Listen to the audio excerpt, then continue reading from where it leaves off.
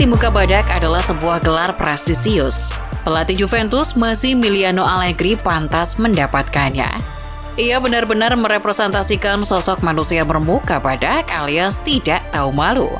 Bagaimana mungkin seorang pelatih dengan gaya bermain tak atraktif, tidak terlalu berdampak pada tim, tapi masih saja bertahan dan sangat percaya diri tidak dipecat?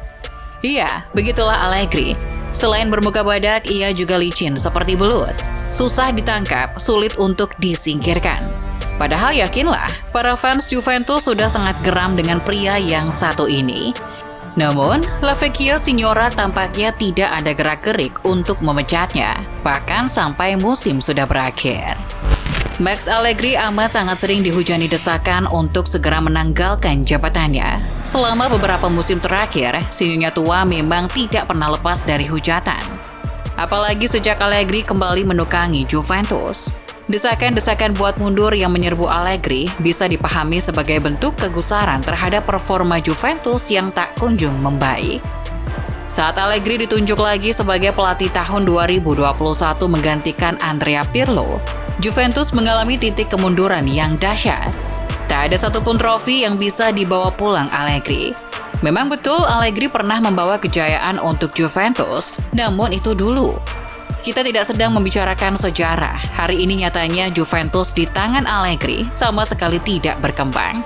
Selain capaian gelar yang kering kerontang, secara permainan juga tak menggairahkan. Dengan kata lain, ketika menonton Juventus, penggemar tidak bisa yakin kalau timnya itu akan mengakhiri laga dengan kemenangan. Misalnya saja musim ini, terlepas dari hukuman pengurangan skor yang malu-malu dijatuhkan pada Juventus, penampilan tim musim ini memang jauh dari harapan. Bianconeri hampir saja tidak akan tampil di kompetisi Eropa musim depan. Untung mereka bisa finish di posisi ke-7 dan berhak tampil di babak playoff Liga Konferensi Eropa. Juventus juga beruntung karena yang meraih Coppa Italia adalah Inter yang finish di posisi 3. Jadi untuk slot Liga Eropa zona Serie A ditambah 1. Atalanta dan AS Roma yang akan bertarung di Liga malam Jumat. Nah, Juventus kebagian bermain di Liga Konferensi. Tampil di Liga Konferensi Eropa sangat tidak Juventus sekali. Tim ini terlalu besar untuk tampil di kasta ketiga kompetisi Eropa. Namun apalah hendak diperbuat, nasi sudah menjadi bubur yang sudah tidak layak untuk dikonsumsi karena basi. Iya, taktik Allegri itulah yang basi. Formasi 4-3-3 Allegri tidak meyakinkan, format 3-5-2 juga tidak meyakinkan. Tidak ada yang meyakinkan dari Allegri. Kepemimpinannya di pinggir lapangan juga meragukan. Hal itu terbukti ketika Allegri dihadapkan pilihan sulit, ketika timnya diliputi badai cedera. Ketika diwawancara Corriere dello Sport, sebagaimana dikutip Gol, Allegri justru mengklaim bahwa ia tidak bisa melakukan banyak hal saat timnya diterpa badai cedera. Anjloknya performa Juventus di pertengahan musim juga karena hal itu. Allegri malah menekankan kualitas timnya terletak dari kemampuan individu, bukan pada taktik. Waktu itu memang Allegri kehilangan banyak pemain penting seperti Adrian Rabiot, Paul Pogba, Wojciech Szczęsny, sampai Alexandro. Namun menyandarkan performa tim yang jelek dengan cederanya para pemain tidak tepat. Tentu saja hal itu tidak mencerminkan seorang pelatih. Klaim Allegri tersebut kemudian memicu ketidakpercayaan para pendukung dan pakar. Mantan gelandang AC Milan Riccardo Montolivo mengatakan kepada DAZN bahwa ada dua jenis pelatih.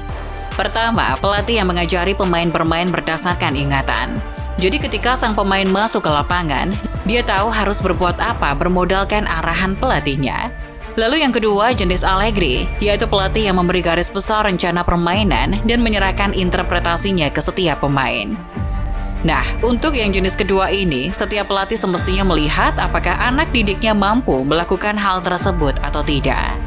Masalahnya pemain Juve termasuk yang tidak. Mereka membutuhkan hal lain untuk menerapkan strategi pelatih. Seperti misalnya Dusan Vlahovic, seorang striker berbakat tapi jarang menyentuh bola. Allegri mestinya memberi pengaruh positif pada pemain sepertinya, namun ia tidak bisa melakukan itu. Di tengah keterpurukan timnya, bahkan setelah dikalahkan tim gurem Maccabi Haifa 2-0 di Liga Champions, Muka Badak Allegri menyembul. Keyakinan Allegri itu didorong karena Juventus tidak punya niatan untuk memecat Allegri. Dikutip Football Italia, Juventus tidak akan memecat Allegri lantaran berkaitan dengan finansial. Dapat dipahami manajer kelahiran Livorno memiliki kontrak 7 juta euro setara 114,7 miliar rupiah per tahun dengan add-ons di Juventus. Sementara kontrak Allegri di Juventus baru habis tahun 2025.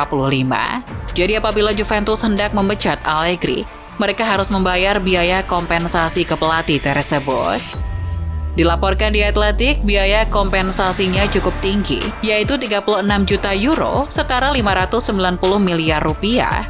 Akan tetapi, menurut laporan yang sama, ex-bos Juventus Andrea Agnelli tersinggung dengan anggapan biaya kompensasi adalah satu-satunya faktor kenapa Allegri tidak kunjung dipecat. Saya sangat marah, sepak bola itu olahraga tim. Anda menang dengan 11, Anda kalah dengan 11. Situasi seperti ini tidak bergantung pada satu orang, kata Andrea Agnelli, seperti dikutip di Atletik. Sementara itu, media kenamaan Italia, La Gazzetta dello Sport, seperti dikutip Football Italia memberitakan, Juventus tidak kunjung memecat Allegri lantaran minimnya opsi pengganti. Bianconeri juga tidak mau mengambil keputusan ceroboh di tengah musim dengan mengganti pelatih. Selain itu, menurut laporan yang sama, Allegri dan Agnelli ternyata memiliki ikatan yang kuat. Kembalinya Allegri untuk melatih Juventus juga sedikit banyak karena ikatan kuat tersebut. Setelah Agnelli dan para cecunguknya mengundurkan diri dari Juventus, isu untuk menggantikan Allegri mencuat. Sebab otomatis nepotisme itu sudah tidak ada lagi. Rumor soal siapa yang akan menggantikan Allegri pun mengemuka. Dilaporkan Get Italian Football News, sebagaimana dikutip One Football, pelatih Marseille Igor Tudor dikabarkan bakal menggantikan Allegri. Wartawan kenamaan Gianluca Di Marzio juga membocorkan bahwa akan ada banyak perubahan di tubuh Juventus, terutama di bagian manajemen. Pada 19 Juni 2023, Direktur Olahraga Napoli Cristiano Giuntoli masih santer dikabarkan bakal direkrut Juventus. Namun masih menurut Di Marzio, Allegri justru tetap bertahan di Juventus walau kelak Giuntoli beneran merapat. CEO Juventus yang baru, Maurizio Scannavino, menggarisbawahi keyakinan klub pada Allegri tidak akan berubah. Berbicara pada Sky Sport Italia, ia mengatakan, Allegri akan tetap berada dalam tim. Scannavino dan Allegri sudah sering berkonsolidasi. Jadi, ia yakin bahwa Allegri adalah sosok yang tepat. Malah, dilaporkan 90 Minutes, Allegri siap ditawari jabatan Direktur Olahraga. Tidak memecat Allegri membuat Juventus beresiko kehilangan beberapa pemain pentingnya. Dilansir Gol, pemain seperti Dusan Vlahovic, Angel Di Maria, sampai Federico Chiesa bisa jadi akan hengkang dari Juventus lantaran frustasi akan kepemimpinan Allegri. Namun sang pelatih tidak peduli, meskipun ia sebetulnya tak perlu khawatir kalau dipecat Juventus. Muncul tawaran fantastis dari klub Arab Saudi, Al Hilal. Klub itu ingin mendatangkan Allegri, kendati para penggemar tidak menginginkannya. Namun Allegri tegas menolak Al Hilal. Ia menegaskan bakal tetap bertahan di Juventus sesuai kontraknya. Ya sudah, penggemar Juventus suka maupun tidak suka harus tetap menerima keputusan ini. Harus pasrah dan berharap Juventus masih diselimuti keberuntungan di musim depan. Juventus di tangan Allegri bisa selamat cuma karena keberuntungan.